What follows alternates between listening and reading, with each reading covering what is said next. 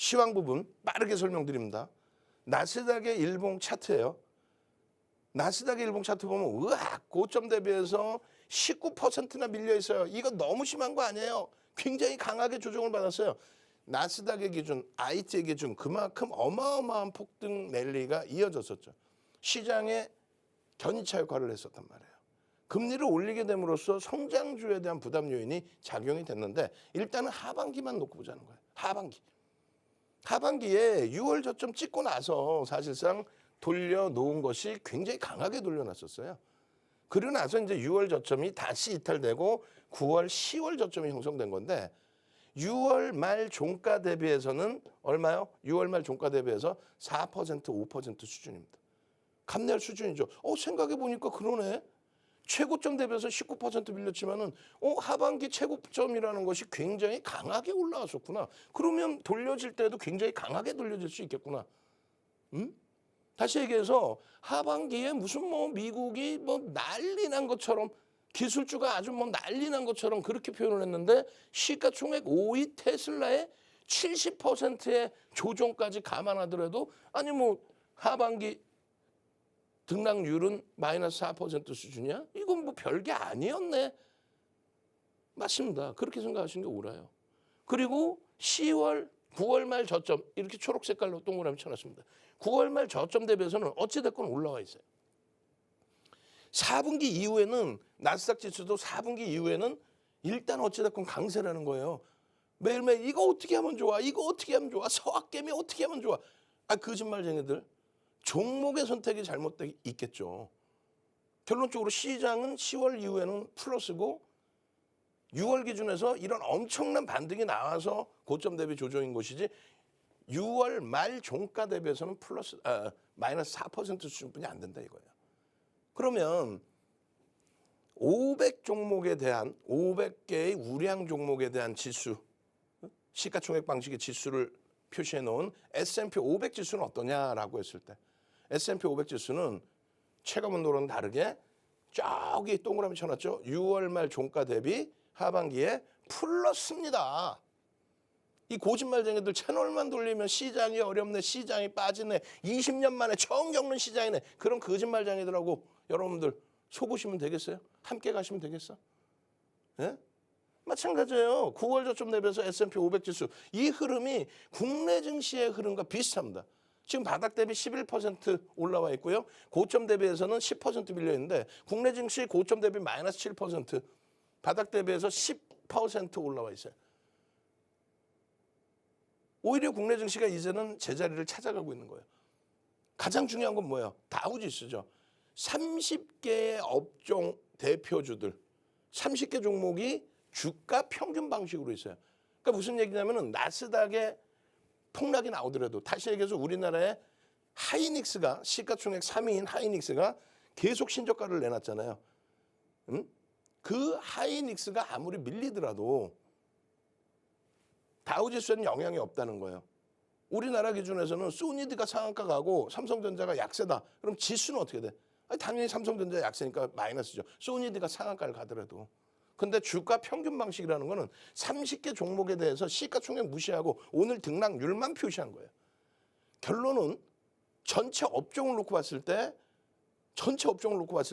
이 당시에는 나스닥보다 제한적인 반등이 나왔지만 3분기에는 그 이후에는 금리를 가파르게 올리더라도 와 이거 체력이 좋은데 고용지표 끝내주고 소매 판매 감소하지 않고 소비가 그렇게 위축되지 않고 GDP가 마이너스에서 3분기에 드디어 플러스로 전환되고 이야 이거 대단한데 나머지 업종은 전부 강세를 떴다는 거예요. 12월에 고점을 넘길 정도로. 이 흐름이 유럽 증시 같은 경우에 닥스 같은 경우에 여전히 신고가 랠리. 오늘은 좀 눌릴 수도 있겠죠. 왜? 미국 쪽이 정강 후약이었으니까. 신고가 랠리예요. 신고가. 하반기 신고가 랠리.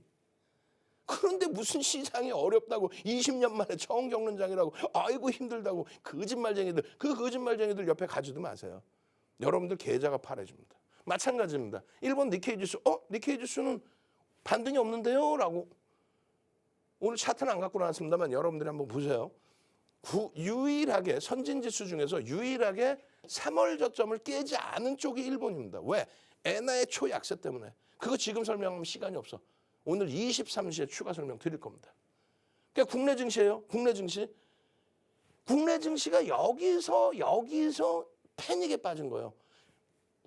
나머지는 요 정도 위치에 있는데 우리나라만 여기서 무슨 연말 폐장일부터 해서 올 초까지 이게 말이 되는 조정이냐 이거야. 말 같지도 않은 조정. 우리나라만. 그렇다고 해서 사실은 이 저점을 깬 것도 아님에도 불구하고 순식간에 다 돌려놨죠. 하나 둘 셋 뿅 했더니 여기까지 돌려버립니다. 6월 종가 대비 하반기 이후에 플러스라는 거예요. 9월 이후에 4분기만 따지면 역시 플러스라는 거예요. 엄청난 플러스입니다, 사실은. 근데 더더욱 중요한 거는 이게 아일랜드 갭이 떴다는 거예요. 아일랜드 갭. 아일랜드 갭. 갭 하락 1.5%에서 갭 상승 1.13% 지수의 기준으로. 종목이 아니라. 아니 이렇게 밀려 내려갈 때 얼마나 충격이 컸어요. 갭 하락이. 이렇게 해서 주가가 계속 지수가 밀리는데 갭 하락 1.5%가 나와. 어우 시장 다 끝났다. 세상 다 끝났다 생각 들 거 아닙니까? 갭 하락 1.5%면. 그런데 그걸 갭으로 돌려버려요. 엄청나게 센 거예요. 그냥 내려오던 거 갭 상승도 아니고 갭 하락 나오던 구간을 갭으로 돌려버려. 이거는 어마어마한 거예요. 그 어마어마한 거는 V자형 패턴으로 돌린다.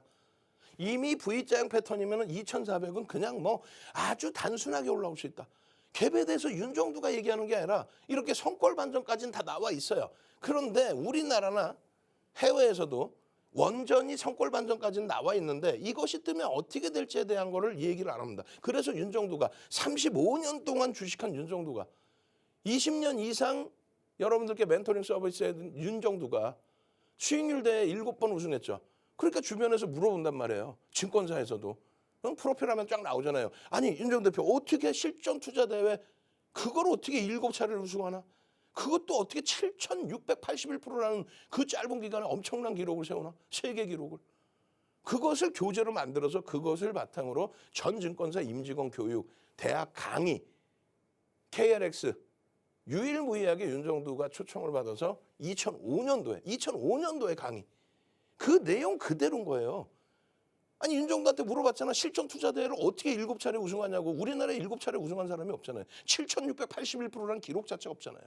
가끔씩 뭐 나 몇 번 우승했어야 하고 뭐 몇백 프로 또 1,000% 우승했어요. 7,681%라고. 대회 하나에서. 2007년도에. 그 내용을 이렇게 했습니다.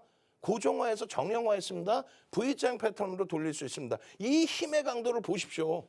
이게 뭐예요? LG화학의 일봉입니다. 아일랜드 갭이 뜨고 나서 V자형 패턴, 주봉상으로 이런 V자형 패턴. 하이닉스 2016년도입니다. 주봉상에 아일랜드 갭이 뜨고 엄청나게 갭 하락 났으니까 얼마나 낙폭이 심한 거예요. 그걸 갭 상승으로 돌린다니까요. 이걸 윤정두가 주장하는 게 아니잖아요. 이 성골 반전을. 결국은 V자형 패턴. 지금 국내 증시의 위치가 그렇게 형성돼 있다. 그렇게 형성돼 있는 위치에서 뭘 위축됩니까?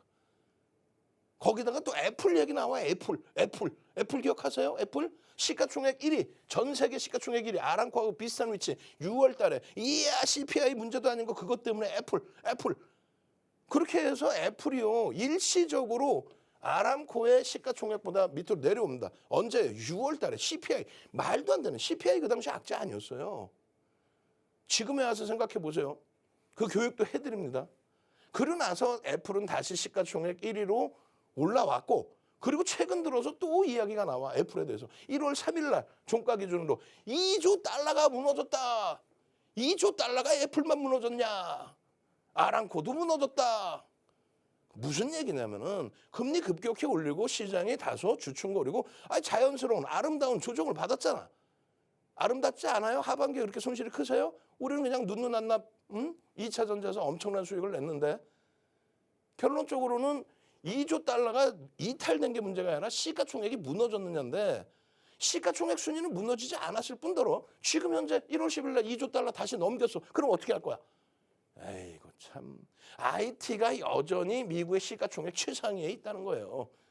이제 반등이 또 나오면 6월 이후의 흐름처럼 탄력적인 흐름. 우리는 이미 크리스마스 날 여러분들 크리스마스 날 크리스마스 날 야간 방송 진행하기 시작해서 26일 00시 02분까지 그렇게 해서 2023년 전망과 IT 업종에 해서 그럼 윤정두가 말 바꿔서 그때는 안 좋다고 지금은 이렇게 좋다고 얘기할까?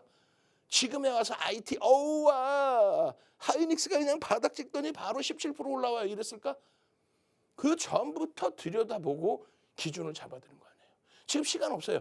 23시에 추가 교육해 드릴 거예요. 이 차트의 흐름이 대부분이 전부 어떤 기준이 잡혀요? 그렇죠. 이 차트의 기준이 주력주의 기준.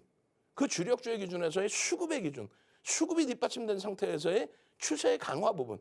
그리고 2차 전지는 비중을 좀 조절했다. 포스코 케미칼의 경우도 15%에서 5%까지 낮췄다. 2차 전지 좋은 건 알겠지만 프리미엄이 너무 높다. 프리미엄이 깨져 내려갈 때에는 이 흐름 속에서 포스코 케미칼의 이 흐름 속에서 우리도 오늘 윗꼬리에서도 잡았단 말이에요. 거래가 터지고 움직임이 나와서. 근데 여차하면 이제는요. 차익 실현 또 위에 잡은 물량은 손절까지도 할 수 있어야 돼요. 어디서 2차 전지에서.